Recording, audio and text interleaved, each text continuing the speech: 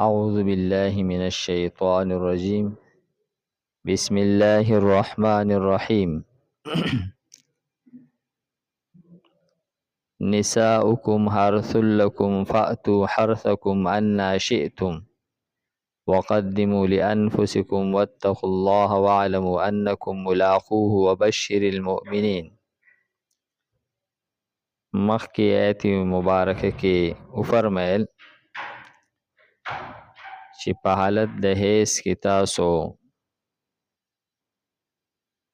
د بیبیانو نه اجتناب وکړئ، ډډه وکړئ.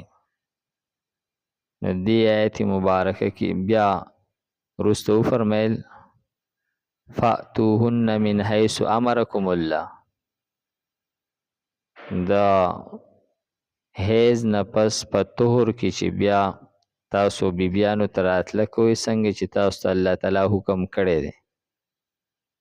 نو دې آیت مبارکه کې د هغې راتللو یعنی د صحبت کولو د بیبیانو سره د هغې طریقه بیانېږي او د هغې مقصد بیانوي.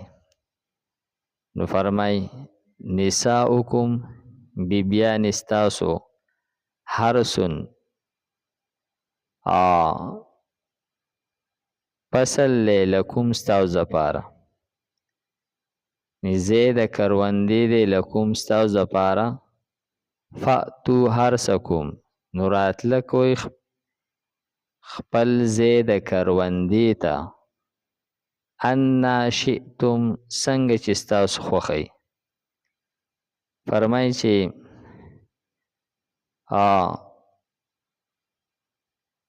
کم طریقه باندې چې الوات کیږي گویا چې د زنانه ته زی د فصل وي زی د کروندې وي نو د کروندې زی د کروندې نه مراد الوات کیدل دی.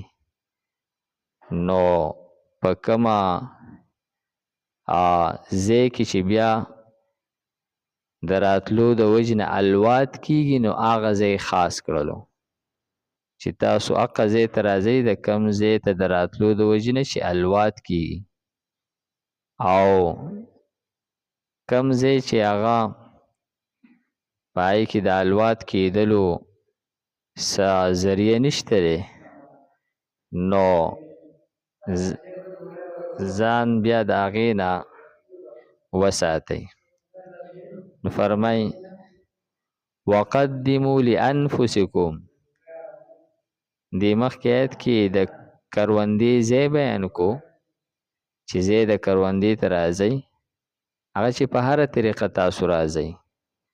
لکه یهودو کې دا یو خبره غلطه مشهوره وه یو سړی د بیبي سره صحبت هغه کوي او دی د کروندې ځای ته راځي لیکن د شا طرف نه یا د ډډې نه نو هغوی دا خبره کوله چې بیا ماشوم چې د هغه سترګې کږي نو ګویا چې په دې کې په هغې باندې رد وکړلو چې نه ګویا چې د کروندې ځای ته تاسو راتلی تاسو راځئ د کروندې ځای ته او باقي چې بیا تاسو په هره طریقه راځئ دغه صحیح ده البته ځای به د کروندې وقدموا لانفسکم او دې ځای کې د دې صحبت مقصد بیان کړی دی چې ستاسو مقصد دی هغه د صحبت کولو نه محض شهوت رانی نه وي هغه شهوت پوره کول د محض نه وي بلکې ستاسو مقصد دی هغه د الواد حصولي. نو فرمای وقدمو او مخکې کوئ نیت لانفسکم د خپلې پیدې دپاره نو مخکې نیت کوئ د الواد د خپلې پیدې دپاره په وخت د صحبت کې واتقوا الله او د الله نه ویریږئ. یعنی تاسو دا خیال مه کوئ چې یاره دا خو زما هغه اختیار دی او ما مهر ورکړی دی او ما صاحب هغه نکاح کړی دی چې اوس څه کومه جو هر څه کولی شم نو ګویا چې فرمای چې نه، ستا لپاره چې کوم حدود دی پای کې دننه تا هر څه کولی شي، البته د حدود نه تجاوز مه کوه، بلکې ته د الله نه ویریږه. الله تعالی ستا په حالاتو باندې خبر دی. وعلمو او پوه شئ انکم یقینا تاسو ملاقوه مخامخ کیدونکي دته. الله تعالی ته به تاسو مخامخ کیږئ. تاسو چې الله تعالی ته مخامخ کیږئ نو تاسو هغه ورځ چې دی نو په ذهن کې ساتئ چې موږ به مخامخ کیږو، نو موږ به الله له جواب ورکو.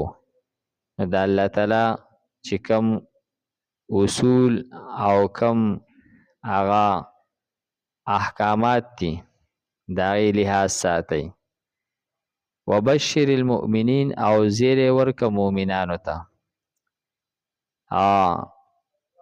د الله تعالی سره به تاسو ملاقات کوونکي، نو د الله تعالی ملاقات خو یو عظیم نعمت دی.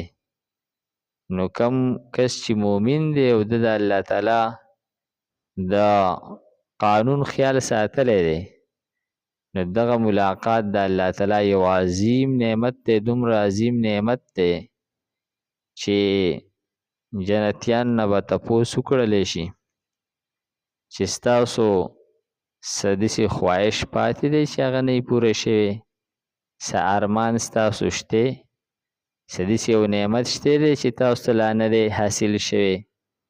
نو جنتیان به وایي چې پروردګاره تا مونږ د جهنم نه خلاص کړو، او دومره نعمتونه او دومره هغه مونږه په مزو باندې سر یو چې کمی خبرې چې زموږ په وهم ګمان کې هم نه راتلی هغه مونږ ته میلاو شي، مونږ به لا نور څه غواړو. نو بیا به دوی ته وویلی شي چې تاسو د خپلو علماو نه تپوس وکئ. نو کله چې دوی د علماو نه تپوس وکړي نو علما به ووایي چې یو نعمت پاتې دی چې هغه د الله تعالی دیدار دی. نو دوی ته بیا د الله تعالی دیدار نصیب شي. د الله تعالی دیدار چې کله دوی وکړي نو دوی ته به د جنت هغه ټول نعمتونه، هغه مزې، هغه به پیکه ښکاره شي. دوی چې واقعي د ټول نه غټ نعمت خدا دی. نو چې کله یو سړی د الله تعالی د احکاماتو خیال ساتلی دی، نو د ده دپاره دغه ملاقات یو لوی زیری دی. او که یو سړي د هغې لحاظ نه دی کړی نو الله تعالی ته مخامخ کېدل چې دي، پیشي چې ده، دا بیا هغه د یو ملامتیا مقام دی او د شرمندګۍ وخت دی. نساؤکم بیبیان استاسو حرسن فصل لکم استاس دفارا فتقو فاتو حرسکم نرازی خپل زید کروندی تا. نساؤکم بیبیان استاسو حرسن لکم زید کروندی استاسو دی. فاتو حرسکم نرازی خپل زید کروندی تا. انا شئتم سرنگی چې استاسو خوخی. وقدمو او مخکی کوي نیت لانفسکم د خپلو پیدو د پاره. واتقوا الله ویریږئ د الله نه. واعلموا پوه شئ انکم یقینا تاسو ملاقوه ملاقات کوونکي د هغه سره. وبشر المؤمنین او زیری ورکه مؤمنانو ته.